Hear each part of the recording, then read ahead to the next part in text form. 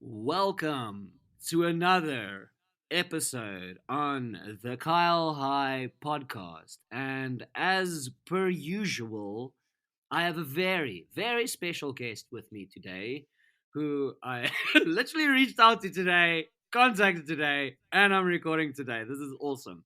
But please welcome Gareth Reed, the one and only. Welcome, Gareth. What's up, Kyle, and everybody listening? What's up? Yeah, no, it's such a pleasure to be here. How's your day going? How are you feeling? Let's sort of most importantly unpack how are you feeling today? What's going through your mind Going through my mind right now, or today in right now? general. What's going Right through your mind now, right now? Right now. right now, I am just mind blown that this whole arrangement took place today. You know, I saw the it's I saw the message today. We agreed to do it today, and then and it, I was running late and literally just sat down, and here I am. It just feels like I've just been warped going through a, at a Mach podcast 3 drive through through. space from zero to now on this amazing podcast. So yeah, that's pretty much it. Here on the Kyle Club podcast, we bring convenience of podcasting straight to your door. That's what we do. Mm, the service is excellent.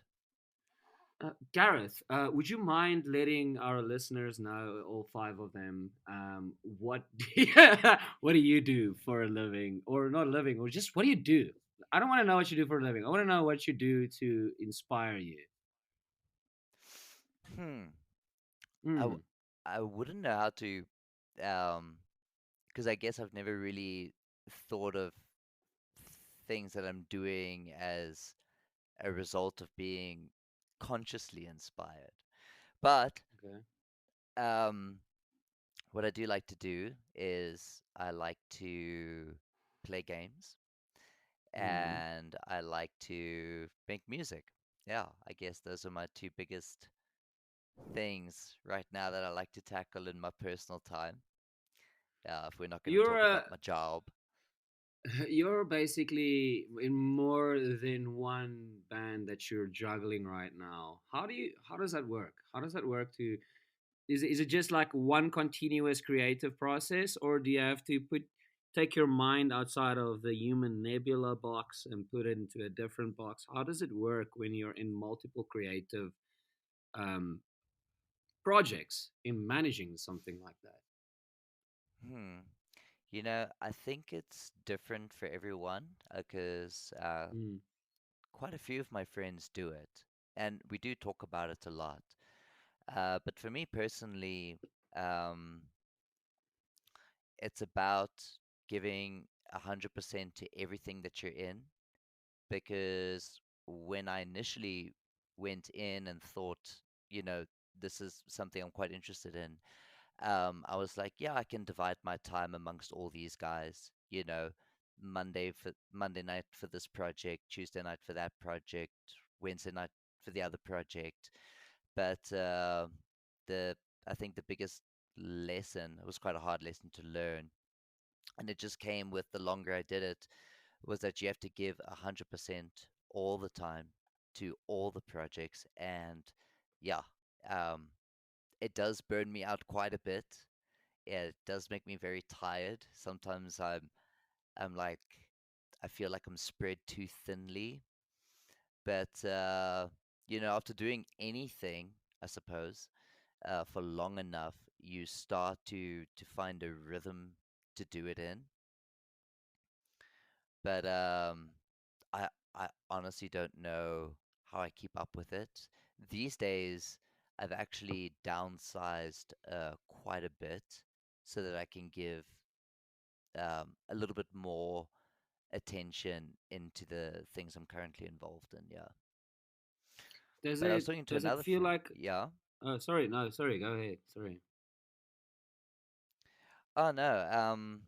And then I got friends that are session musos, and the experience is very different because they can be involved with a number of projects, many more projects that they're juggling at the same time, but it seems like there's a means to an end, like you sessioning for money, so it's Yeah, I not was just really gonna say. I counted was as just gonna like, say. Sessioning is. I think it's seen as a job. This is yeah, just a yeah, gig. yeah, I don't have a relationship with these yeah, people. They pay me to do this thing, and when I've done this thing, yeah, I move on. But having a yeah. project that you're actively involved in, that's how do you all? I struggle to give all my projects that I love 100% constantly because I feel life demands so much out of me and it kind of drains me from enjoying the things that I want to do and I really want to give it my 100%, but sometimes I have to put on extra effort just to be able to be there and enjoy it. But and then once Yeah. I'm there and doing the actual physical thing, I remember, oh yeah, this is why I'm doing this.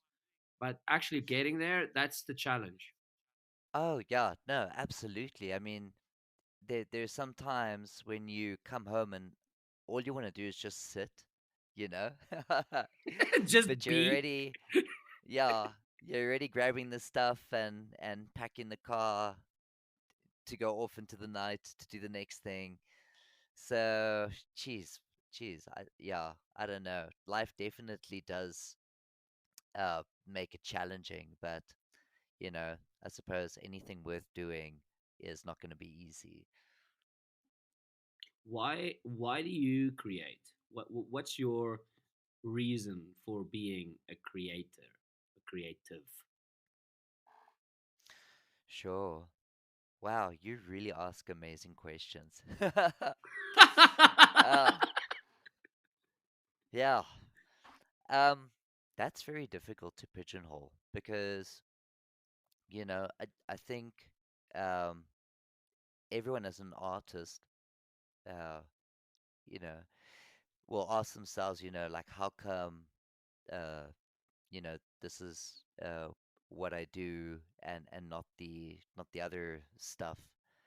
And part of me wants to say, um, because it was growing up in Zimbabwe during a very difficult political time, and mixed in with that teenaged angst, maybe I just felt very, very angry or upset or out of place.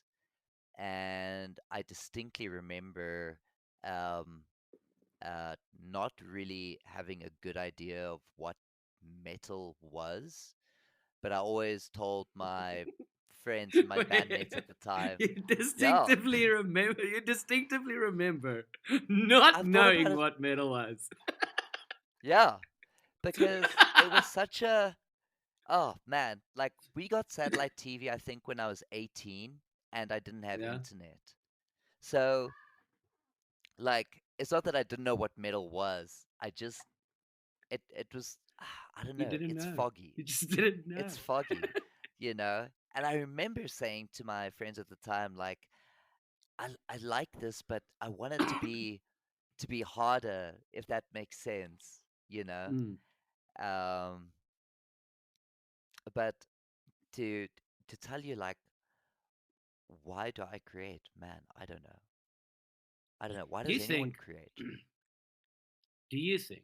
Right, especially the type of music that you are in, and I don't know if it is a generational thing. They were hippies prior to us, a generation where everybody felt love and peace and wanted to chill. And our generation was either emo or angry. You that was the options you had. You were either a sad emo kid or you were angry at something.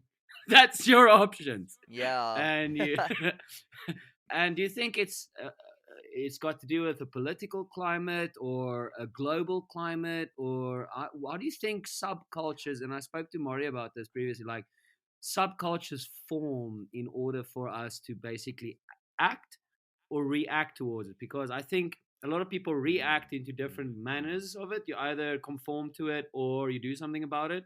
And I think creativity sparks from something is happening to me and I'm finding a way to react to it. Other people do bury themselves in work, and other people are more creative. And that's how I see I th- creativity. that's a really good perspective on creativity.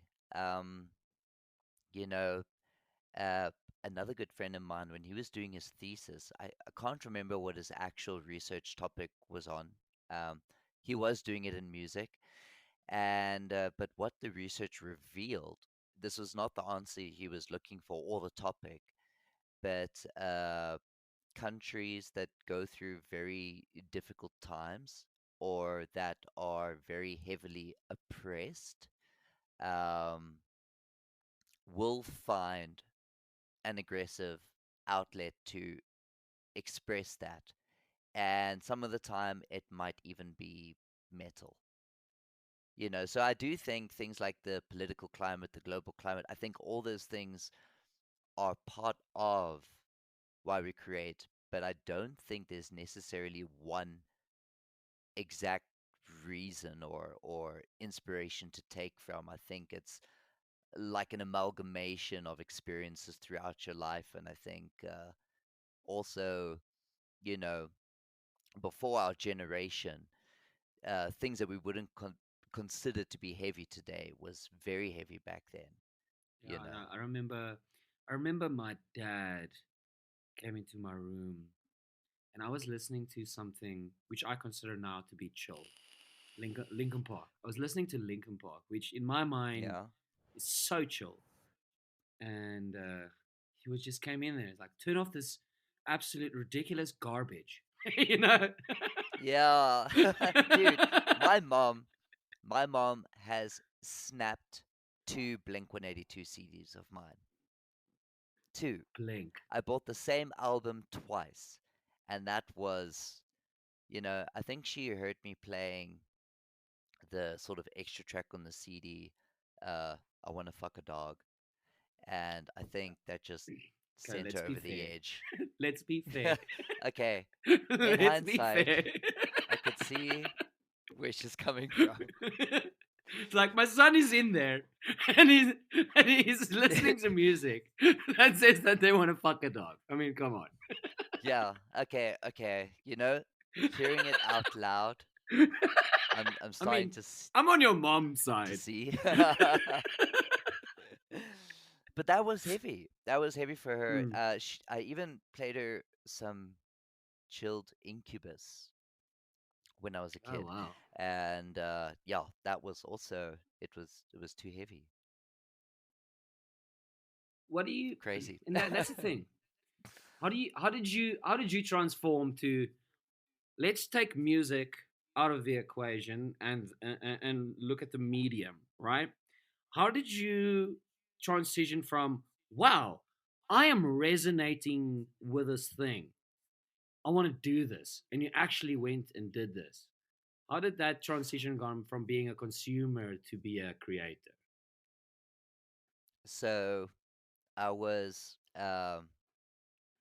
I'd moved back home and I was working a job there and I was hating it. And literally, my my friend Alex Temperley, he said to me, "Dude, did you know you can study music in SA?" And I was like, No "No, you way. can't. Get get the fuck out." And I was like, "Oh, it's probably like, classical or something," which, with all due respect, is amazing. It's just not what I wanted to do. Yeah. But he was like, no, it's a contemporary music college. And I think it was a week later, or a few days less, or a few days more later, that I quit my job. We we we packed our bags and we just moved to SA and started music college. And then through that, uh, we saw some of our colleagues get on stage, and we had no idea that that was a thing. Like, Wow. before that moment, that was just a very inconceivable thing that just does not happen, you know? Wait, so you Like, just one day, your friend came up to you one day and said, "Hey, Zimbabwean friend of mine, we can go to South Africa and study music," and you're like, "I'm in," without any hesitation, and that's it. That's where pretty it happened. much. But we were talking because we're friends, so we were hanging out, and every time we hung out, you go through the sort of myriad of like, "How was your day, man?" "Oh, it's shit."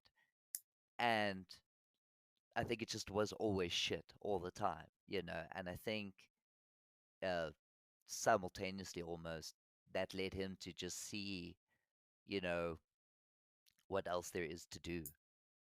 And then he found this college, and then we just took the opportunity. We didn't want to leave so quickly, obviously. It was just that by the time we found out it was a thing, there was only a few days left to register and start, you know. Gotcha. So when we found Time out is about it, ticking. obviously we had to talk to our parents, and then we were just like, okay, well, if we're going to do this, we have to do this now. So your colleagues are on stage. What happened? After realizing that that was something um, that anyone could do, it I don't know. It was just it was just amazing. It was just amazing. I remember telling myself, you know, if I can just get up there once, I can die happy. And I think I actually got the opportunity um, when another guy at college, uh, his name was Tony. He said, "Hey man, do you want to be in a punk band?" And I was like, "Yeah, sure." What a And Tony thing to say. yeah, uh, and if you meet Tony, it 100% is. It's you know, like we had never spoken. Like we did not know each other. We weren't hanging out. I don't think we passed each other in the corridors even. He just came out to me and was like, "Hey man, you want to be in a band?" And I was like, "Yeah, that'll be Yeah. cool." You know? Wow. Yeah.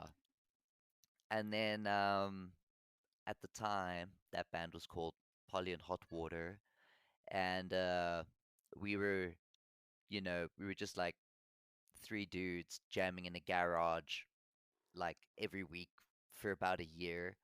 We finally landed a gig at I think it was called Roxy's. Used to have this Wow. giant helicopter hanging over the stage. It was so No. sick.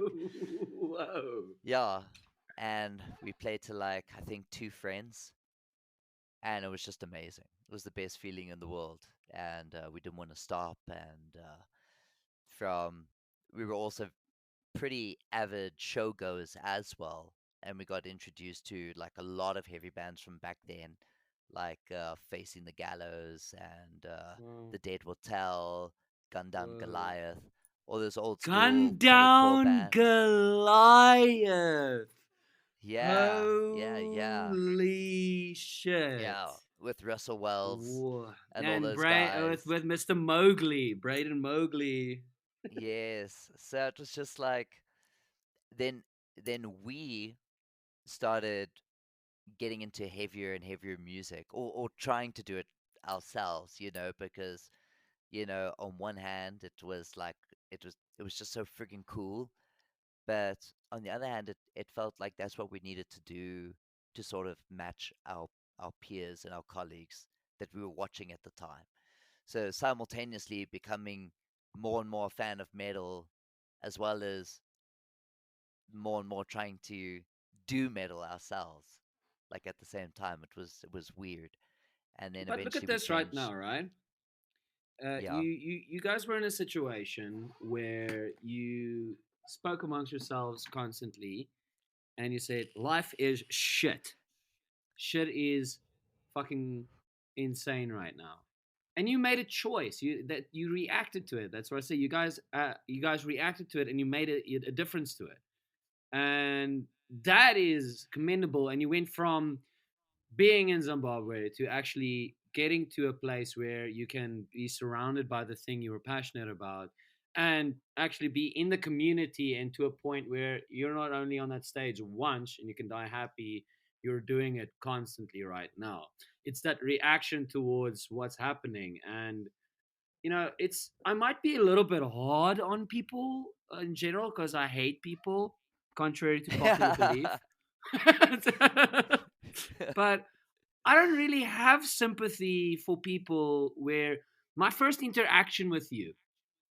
when I have a chat with you, and your response when I ask you how are you is immediately negative. It's immediately feels like this guy is gonna suck my energy out. And then the only thing that comes out of these people's mouths are complaints and how shitty things are and just complaining. I don't want to speak to those people because we all and I know I might sound entitled here speaking on my computer and I've got a lot of things that a lot of people don't have. But you have the ability to change your situation no matter what. I mean, just look at that. I don't even know what his name is. I think his name is Kwame. I mean, he was in the African country and he literally didn't even say something. He just made videos pointing at things and now he's a celebrity. I mean, everybody's got the ability with the Yeah. technology we have right now to achieve anything. We just need to apply ourselves, like you said earlier. Apply 110% to whatever you want to do and be passionate about it.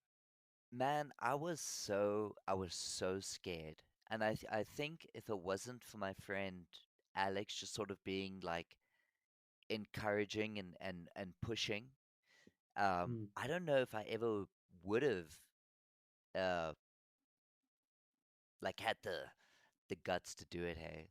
And I don't even think that it was a fully conscious decision to make. I think I was just so desperate to get out of my situation that I was in, and at the same time so Also, scared to take this jump. But I had a a good support that also just like pushed me over the edge, like out of my comfort zone. there is no But it, growth yeah, in comfort though. And but also that you is true. made that decision. Yeah, well, I would do it again. No, you made that decision, and I think that's really important. One thing that you did touch on right now, and it's something that I'm lacking right now in my life, and I've realized it's the building blocks of the well-being and of society. It's being part of a community, like-minded individuals who Oh, actually care about you and motivate. If you're a lot of people see it as a hive mind or whatever, but I think if you're being part of a community that interests you and everybody is interested in those things, being surrounded by those people can actually, like your situation, be pushed outside of your comfort zone in order to oh, grow. And wow. that's, yeah, Yeah, you're really bringing something up in me right now because um, that is what I found here was a sense of community, you know, yeah. and especially if you're into metal, unfortunately, it's not as accepted or prevalent in in a lot of places in Africa, and it's like, yeah, yeah, you hit the nail on the head. I think like, yeah, I'm okay with it being hive mind, 100%. But we are social creatures, you know. It's a like I don't know. Well, like I say, some people see it as a hive mind mentality and they want to play the lone wolf card, like I do my own thing. But somewhere or another, you have a interest or something that excites you, and there is a community out. I can guarantee you, Yeah. somewhere out there, will be a community for Yeah, it. yeah, yeah. Like And I I, saw a documentary the other night about this mm, guy that was selling Pez dispensers illegally. And just the what? whole, yeah, there was this whole underground Pez fucking thing community. going, yeah, he was bringing in illegal Pez's from Europe into the States and outselling the actual Pez company in the States. And yeah, I just realized, yeah, there is a community for absolutely everything. They were having these markets where people come in and trade or pay high prices for them, and what these makes a what collectors. makes a Pez illegal?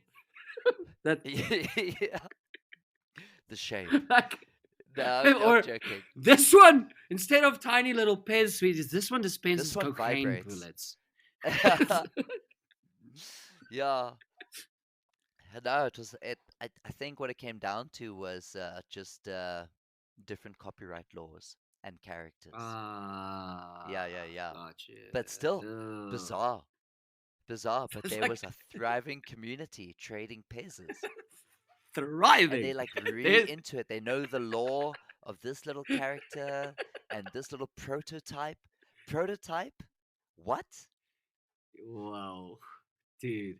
Well, I mean, if you think about it, there's a within the music community, there is a little sub community that I was part of briefly, and it's addictive. It's super addictive. You get to a point where you hoard gear, and you just need to get more and more gear. And look at I this think one. we're This all in one, that community, brother. yeah, this one is cheap. You'll never get this pedal for this price. You'll never get it again. I need to have it. Do I play harp? No, but you'll never get a harp at this price.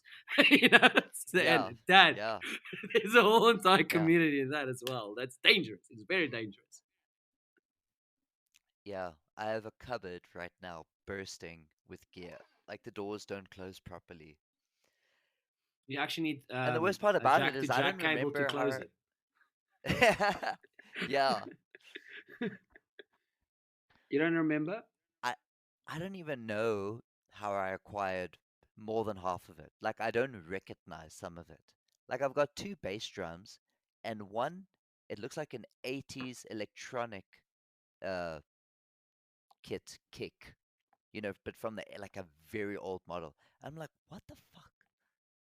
Why? But I need more. Why do I I need have this? more. And why do I want What more? do I? Yeah. Why am I hungry? But I If want I'm that just eat. guitar. What's your I know you've got multiple disciplines, but what's your with regards to vocals and instruments, what is your favorite? What's the thing that excites you the most on stage? You know, they both gratify me in different areas, you know. Mm, And coming back to your earlier question about being in multiple bands, it's sort of the same thing, you know. yeah.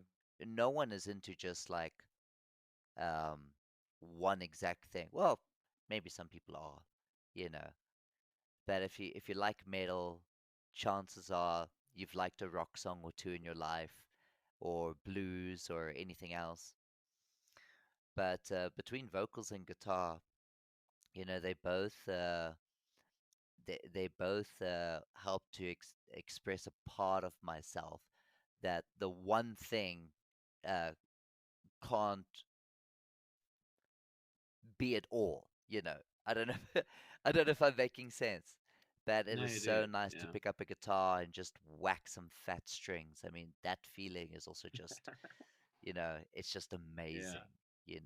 But equally to get behind a mic is also extremely exciting. So I really With couldn't choose.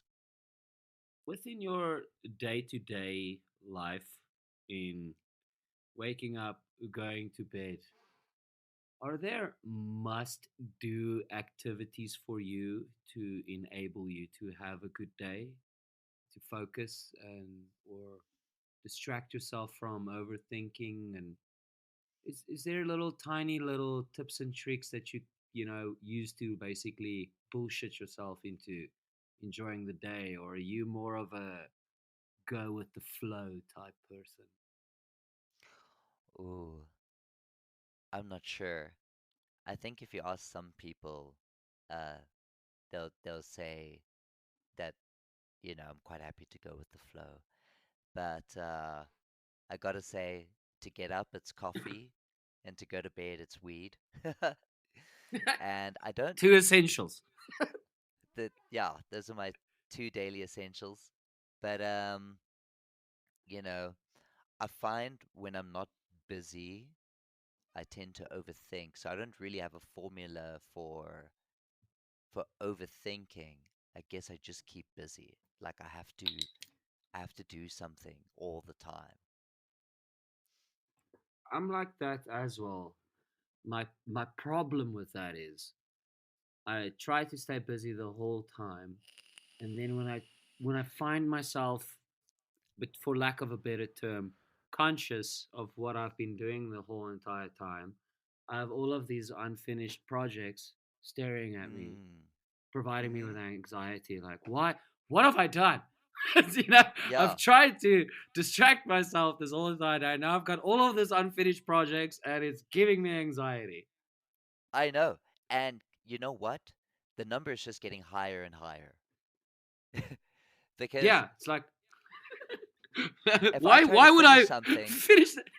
Like, I might as well create something new. yeah, yeah, scrap that. I'm gonna do this. Ends up starting three different things, doesn't finish any of them. And it's like, oh, damn it. I feel like I've got like squirrel syndrome, hopping from one thing to the next. And then when I look back on my day, I'm like, fuck, now I've got even And I more started with unfinished stuff. nothing. Now look at me. Well, well, well, if it isn't the consequences of my actions. Yeah, yeah. Is there is there anything within your own personal life that you feel you need to give more attention to? Or are you rather content with where you are mentally and physically, or basically just where you are right now? Hmm. I think I think being content is dangerous. Like you said earlier, you got to grow by jumping out of your comfort zone. So I would say I'm happy, but I still pursue uh, greater things, you know. That's Oh, interesting because I think people see contentment differently. It's all about perspective. Perspective is one of my oh, favorite things on this absolutely. planet. Absolutely. There's you, me, and then there's the truth. There's you, me, and reality. There's you, Yeah. me, and Dupree. Oh no. Oh no. No, but All right, for I'm instance, leaving. Yeah, it's been real. It's been real. Thanks, It's Gareth. been real. But no, but for instance, contentment to me isn't really. I've asked this question to a lot of people, and everybody thinks is exactly like, oh, I'm content. I can just chill. But to me, contentment is, there are things that I need to work on, and the fact that I've addressed it and working on them makes me happy. There are things about myself that is bothering me, and I'm working on it. And the fact that I am doing something about it, makes me feel content. Instead of not doing anything, I think not doing anything is the opposite of contentment to me personally, because it feels like, dude, you can't just not do anything, because that means everything that you're trying to work on is ending up to be shittier. You're getting older. You're not, you're not stay. Your body is not even staying the same every single day. As you're Mm, sitting mm. here, time is ticking. So you cannot be content by not doing anything. So that to me is contentment. To me personally means I am heading towards where I feel I need to be, and I'm actively working on it. That's what contentment to me feels like. And that makes you happy. Yes, But then are you not content in your pursuit to better yourself? yes, but then you can't say to me, I can't say, oh, I cannot be, I don't know what contentment feels like, because there's no growth then. Because the perspective of the word contentment means I'm happy now and I don't have to do anything. Right, right, right. Yeah. Yeah, I mean, there's always things that one can improve upon. And you know, you also play, so you know that you can never fully learn all there is to learn about your instrument. There's always something. You can never finish learning the guitar. You can never sit back and be like, I've done it. You Yeah, know, it's a never I know ending kung fu. pursuit. You know? Yeah. But oh no, that's good. That's good. Like and it's rewarding as well I think to if grow in you, your chosen things. but here's a let's take music as an example, right? We spoke about how we act, react, and we use music or a creative outlet as a reaction to trauma or your circumstances or whatever. And now Hmm. you can say, oh well, I'm content and now I'm happy with my guitar. I Yeah. think the world's perspective on happiness and contentment and wealth needs to change. The fact that we have got greed and money and wars and everything like that kind of taints the world's perspective of what joy and happiness and contentment is like. I think there will be a lot less wars out there if slaughterhouses had windows. I think the planet will be a lot easier if we just planted more food trees in streets instead of just jacarandas, whatever. So I Yeah. think Yeah. kindness, and all of those things is taken away because now we live with social media, where we measure ourselves with other people's rulers, and our whole entire perspective of what joy, happiness, and contentment is completely warped. Yeah, absolutely. And I've almost mastered the art of not giving a fuck, you know. So which has helped which has helped me Almost. a great deal with social media and stuff like that, because you're absolutely right. There's bigger things out there, um besides counting the likes, or Mm. measuring ourselves against a total stranger. And the irony is, you know 99% of the time, they're not even like that in real person, No, you know, no, not as there's no fucking way. successful or talented, whatever it may be. Or It is they may just have a lot of money, portrayed to they're just you. sad. Yeah, yeah, yeah. It's like when you walk into a grocery store and you pick um, a fancy bottle of milk instead of just a bottle of milk. It's like this packaging. Yeah, fancy milk. We've got guests over. We, we've got people over. Bring out Remember the the fancy milk. Bring out the fancy milk. Susan, get the fancy milk. Yes, and use the fancy cups. We've got people. Quick, Winston, polish the cups. My name is Leroy. Stop calling me Winston.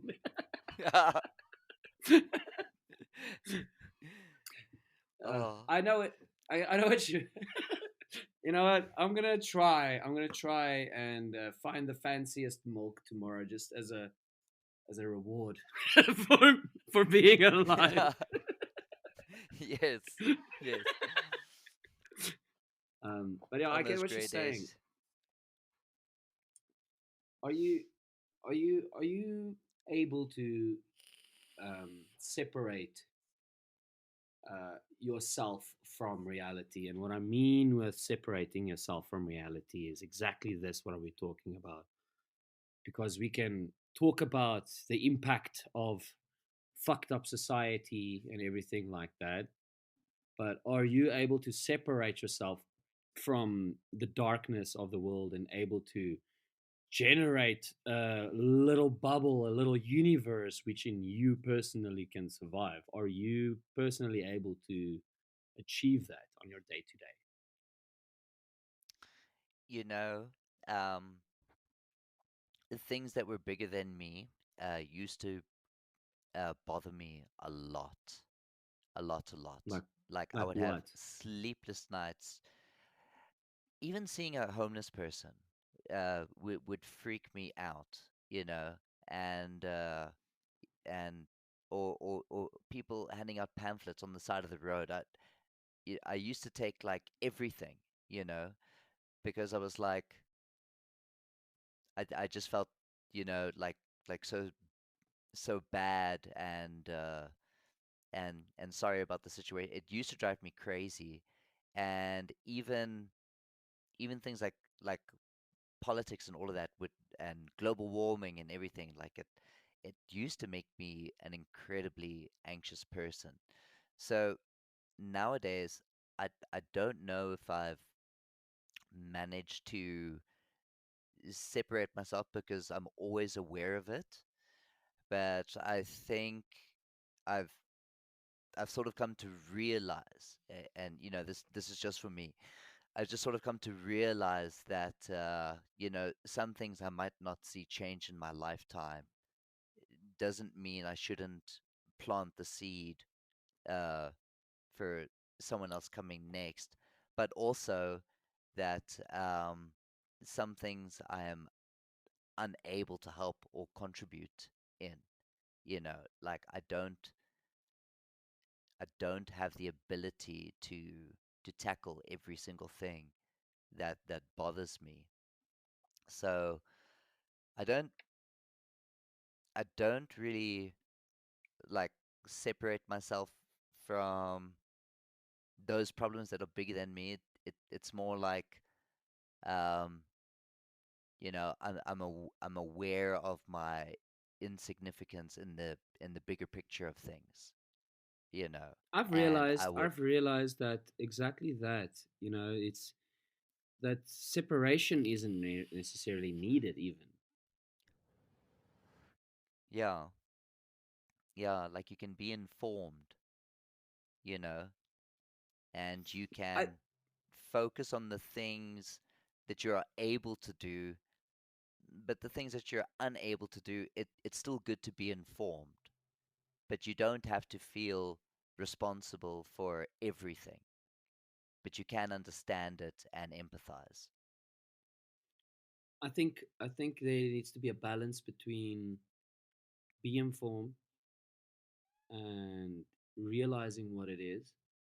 But I think the biggest thing for me is acceptance, and that acceptance comes from accepting the thing or the instance for what it is. Be aware of it. There doesn't need to be necessarily any separation, but for instance, death, loss. Um, I, you can ignore Mm. it.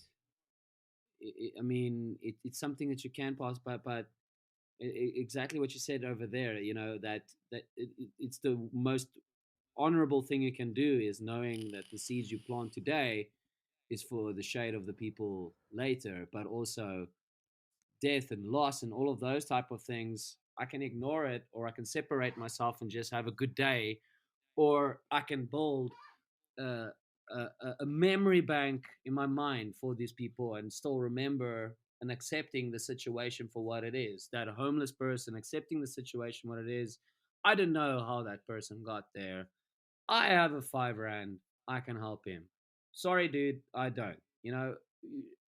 It's the overthinking of things and the reality of things that I think also taints that perspective, because we grew up in homes with parents who've also suffered traumas and upbringings, and life also continues. Things that is every fact has got a half life. Facts get to Yeah, this proven every day. yeah, 10 years ago, it was impossible for us to do exactly what we're doing right now. It was literally impossible. That was a fact. yeah, yeah. We couldn't take a photo of a black hole 10 years ago. Impossible. It was virtually impossible. Impossible. It was virtually, and it was true. And before the Wright brothers, nobody flew. No one could fly. It was impossible. That was a fact. So whatever the world's perspective of life is right now can be disproven tomorrow. So I think it's about the acceptance for what the thing is and drawing your own personal conclusions to it. and be able to react towards that instead of having to separate. Yes, yes, and having the openness to change your perspective as the evidence changes, Well, exactly. It as the doesn't facts even need to change. be evidence. Yeah, I mean, it doesn't have to be evidence. It doesn't have to be anything. You don't have to go find facts or anything. I think one thing that I personally learned was, things happen, and I think this can be the general theme of everything. It's how you react towards the things that justifies the means of where you're going to end up. It's that fight or yeah, flight, act, react. yeah, And yeah, yeah. that's life in my mind, Yeah, sounds like you got it, man. No, I don't. I don't. I don't. Gareth, I don't. I don't. I'm a nervous, I'm a nervous hermit crab who don't see people, and I am obsessed with trying to just I don't know, better but what is better? What is better? What is better? Why do I need to Mm. improve? But what does that mean? Because what you consider to be better for yourself, from someone looking at you, they may think that is not the best thing you could be doing. So that's very tricky to answer. You have an organ inside of your head who uses other organs inside of your head to base a perception of what the physical body is like via a reflection. How crazy is Yes. And the reflection that? is opposite. So you've never actually seen yourself No. because everything's on the opposite side, you know? And also you there's a version of Gareth Reed that you'll never be able to see, and that is a third person view. So whatever Yeah. your reality is, your perspective of things, it's first person. Yeah. Yeah, it is. It is. And it's always interesting um, talking to people and if they bring something up about you that you weren't aware that you were doing or acted like. Yeah. And it's My like, life story. wow, there is as many people as you know, that's how many versions there are of you. Yes, because all of them have their own perspective of you. Yes, yes. Everyone picks up on a different quirk, a different thing, loves a different thing. But yeah, one person can be wildly different from the other with I regards to mean, how you they can see just have you. a shitty day that you interacted with that person once, and that person will forever know you as that guy's a dick. You Yeah, know? yeah. Some people out there will fucking hate you, and you just have no idea why. I actually like people's feedback on me that hates me, because those people don't beat around the bush. They tell it as it is. Dude, you've done this thing, and this is why I don't like you. And if you sit back and think about it, like, oh shit, yeah, Mm, I do mm. that. Yeah, no, I must say I far prefer uh blunt people over the other, you know. Um, and thankfully, a lot of the people in my life now do talk very bluntly, and I appreciate it because you can do so back, and then you actually get somewhere, you know, Yeah, because you don't I want think I think growing posers. older, I think growing older. I mean, we don't have time to fucking beat around the bush anymore and do all kinds of shit. Like, just say Also it as it true. is. I respect that a lot more than you telling me you like this thing about me, and now I'm gonna have a perspective about you now, thinking that you might like this version or this thing that I've done for the rest of my life, and meanwhile, it's Mm, irritating the living shit out of you. mm, yeah, 100%. Gareth, Mr. Man, we're at that Yes. point in my podcast where I'm gonna ask you a question that I ask everybody, and that is, if you could say anything to anyone on this whole entire planet right now, what would it be? Oh wow. Oh wow. Hmm. I know. Hmm. I know. Fuck you, Kyle. I know. I know. Now you fuck know, you, Kyle. I guess I've been looking a lot at the word Sonder, which basically means um, it's the realization that everybody out there, people you cross in the street, have as complex a life as you do, you know.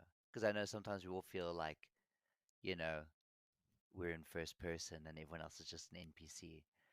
But it's the realization that, like, through you and I talking about people's perspective and influences that got us into music, all those things come down to individual decisions made by many, many, many people that just sort of led to this one result, and it couldn't have gotten there with just the one person.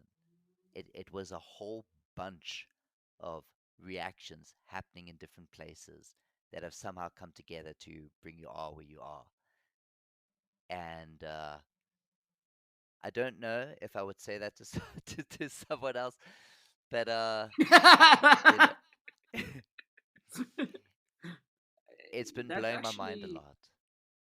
I would well. not be having this conversation with you if there weren't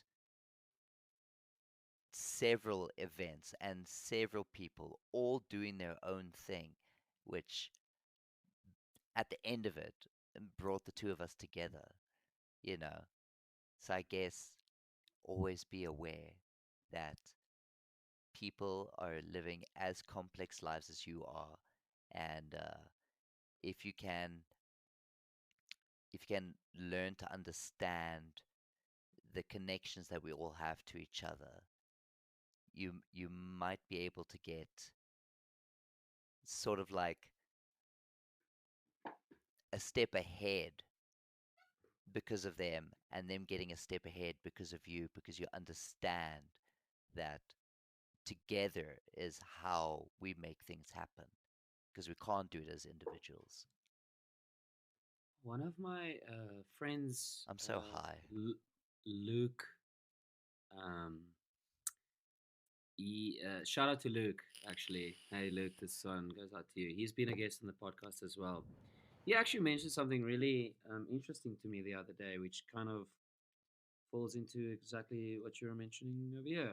And did you know, and anyone who is listening to this can please correct me and Luke, apparently, if we're wrong, but Salborna, the greeting, Salborna, it Yeah. translates to I see you and I acknowledge you.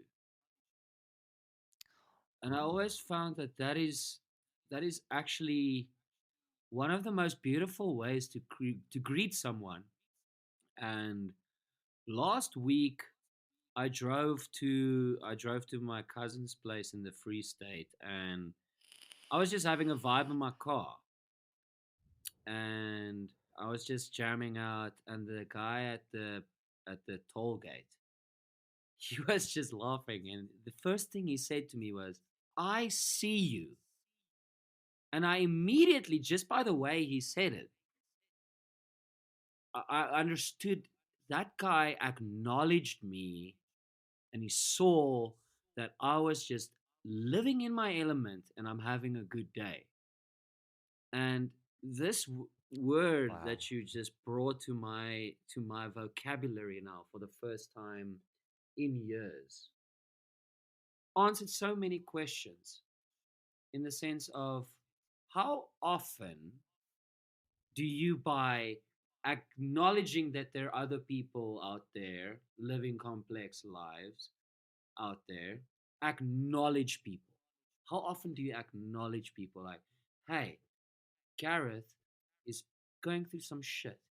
I'm going through some shit. We're all meat sacks of flesh with organs going through some shit. So how about we just vibe? Yeah, yeah. Wow. That really hits different. I did not know it meant that. Me That is neither. awesome. That is It's awesome. it's and together with Sonder, it brought this whole podcast together for me right now because exactly this what you said right now. If I didn't wake up today with the intention of having my mind blown by someone I've never met in a conversation, and the fact that we can share this with anyone around the planet after this discussion, how beautiful is that? That's crazy. Yeah, that's beautiful, man. That's really beautiful. But it's Gareth, true, hey. We don't think about it often.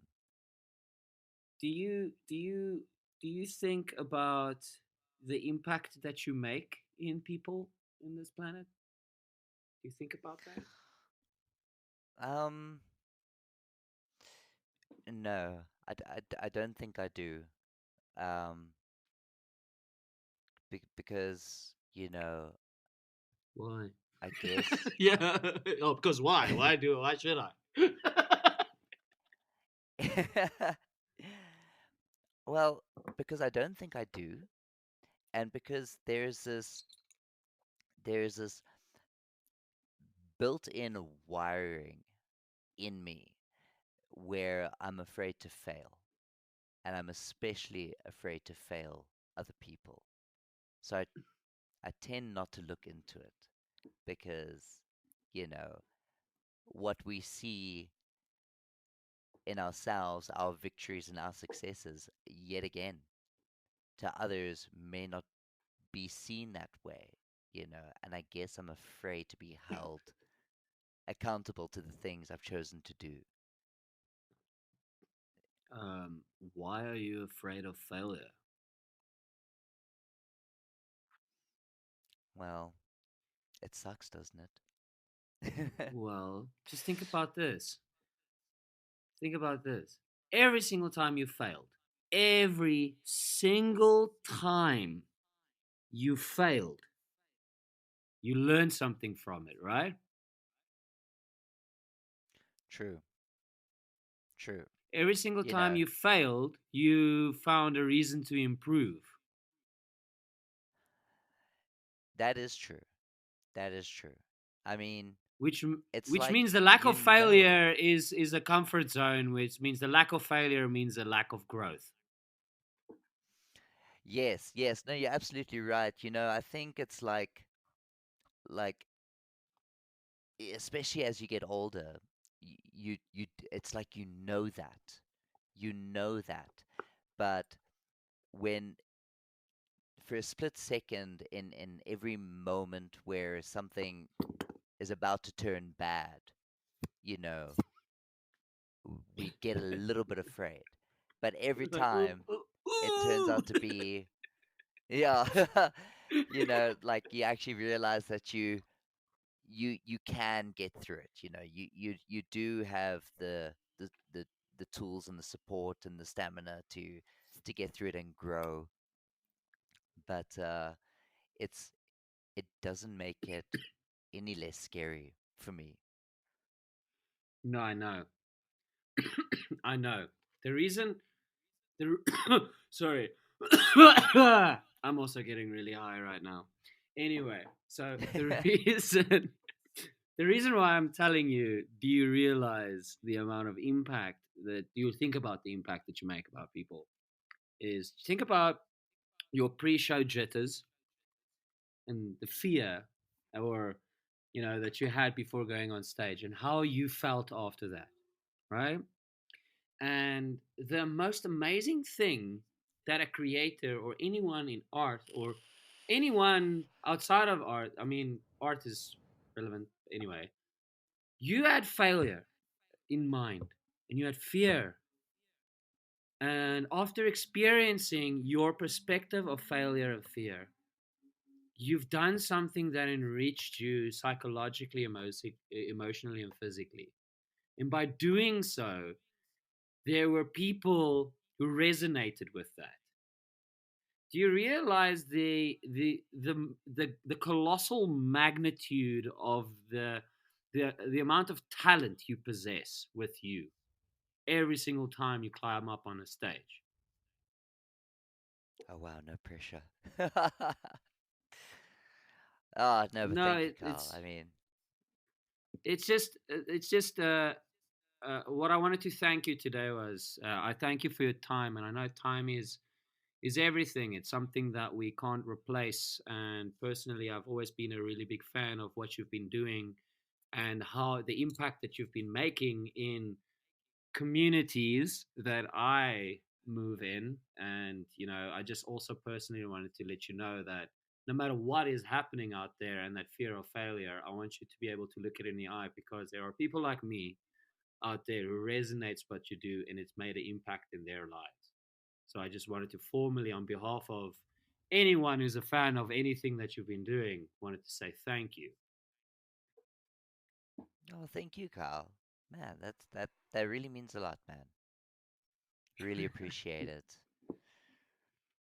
Gareth, thank you so much for coming on my show. I really appreciate it. And I'm looking forward to seeing you on the stage. And the door is always open here on the Carlisle Club, should you want to join Hell again. yeah. Hell yeah.